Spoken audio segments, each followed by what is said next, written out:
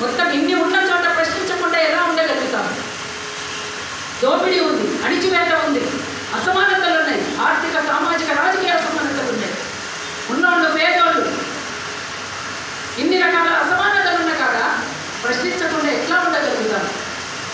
ఇవన్నీ మీరందరూ కూడా ఈ సమస్యని పరిష్కరిస్తే నక్సలైట్లకు మాట్లాడే అవకాశమే లేదు కదా.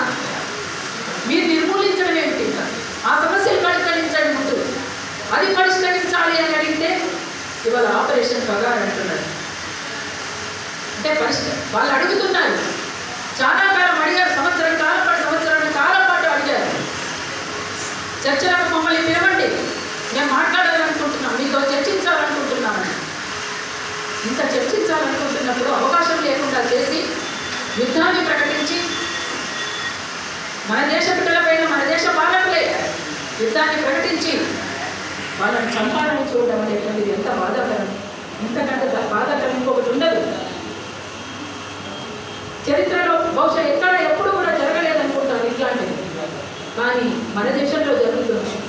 75 ఏళ్ల స్వతంత్ర భారతంలో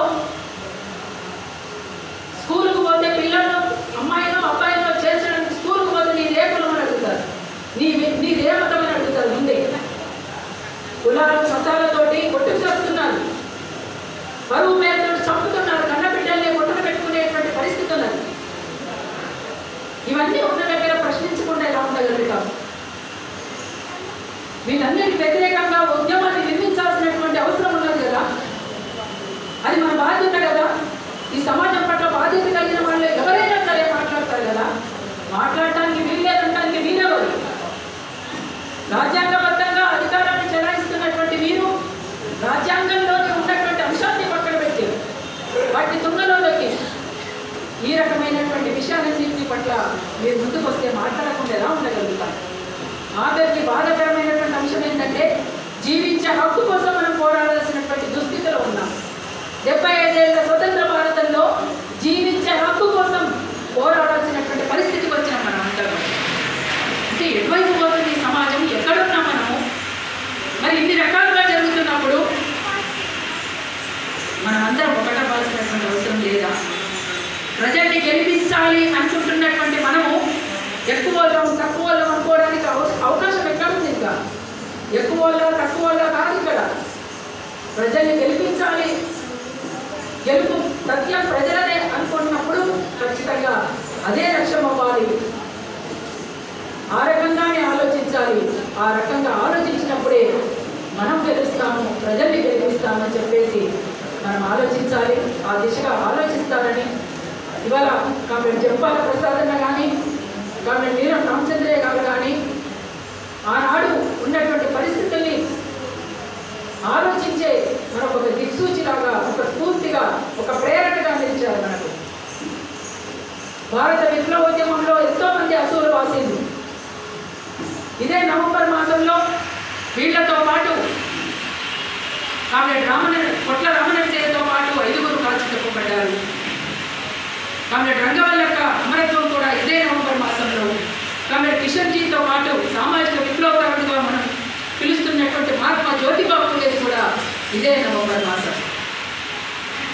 ఇంతమంది మహానుభావులు అమరత్వం పొందినటువంటి నవంబర్ మాసాన్ని, అందుకే ఈ మాసం అమరుల మాసం అని ప్రకటించుకొని వాళ్ళ ఆశయాలకి కొనసాగింపుగానే మనం నిద్రపోవడానికి ఇటువంటి సభలు మనం పెట్టుకుంటున్నాము. చాలామంది పుడుతుంటారు, చాలామంది చస్తుంటారు, కానీ వాళ్ళ గురించి ఎవరు ఆలోచించట్లేదు. కానీ ఈ సమాజం పట్ల బాధ్యతగా, ఈ సమాజం నాది, ఈ సమాజం బాధ్యతలు మన మీద ఉండాలి అని ఆలోచించినటువంటి వాళ్ళ గురించి ఖచ్చితంగా ఇటువంటి సభలు జరుగుతాయి. ప్రశ్న అనేటువంటిది ఉంటుంది. దోపిడీ ఉన్న చోట పోరాటం ఉంటుంది, అణిచివేత ఉన్న చోట ప్రతిఘటన ఉంటుంది. అది ఎప్పటికీ కూడా ఉంటుంది. అసమానతలు ఉన్నంతకాలం, వివక్షతలు ఉన్నంతకాలం, అసమానతలు ఉన్నంతకాలం ఇవన్నీ కూడా ఉంటాయని మరొకసారి తెలియజేస్తూ, అట్లాంటి న్యాయమైనటువంటి ప్రజా పోరాటాలలో మనమంతా ఐక్యంగా ముందుకు పోదామని ఇప్పటికైనా మన వాళ్ళని మనమంతా అడుగుదాం. నేను కూడా అడుగుతున్నాను. ఒక విప్లవ సాంస్కృతికోద్యమంలో పనిచేస్తున్నటువంటి సాంస్కృతిక కార్యకర్తగా అడుగుతున్నాను, ప్రజా కార్యకర్తగా అడుగుతున్నాను. విప్లవకారులందరూ ఒకటాటి మీదకి రండి. అందరూ ఒక చోటికి వస్తే మన బలం పెరుగుతుంది.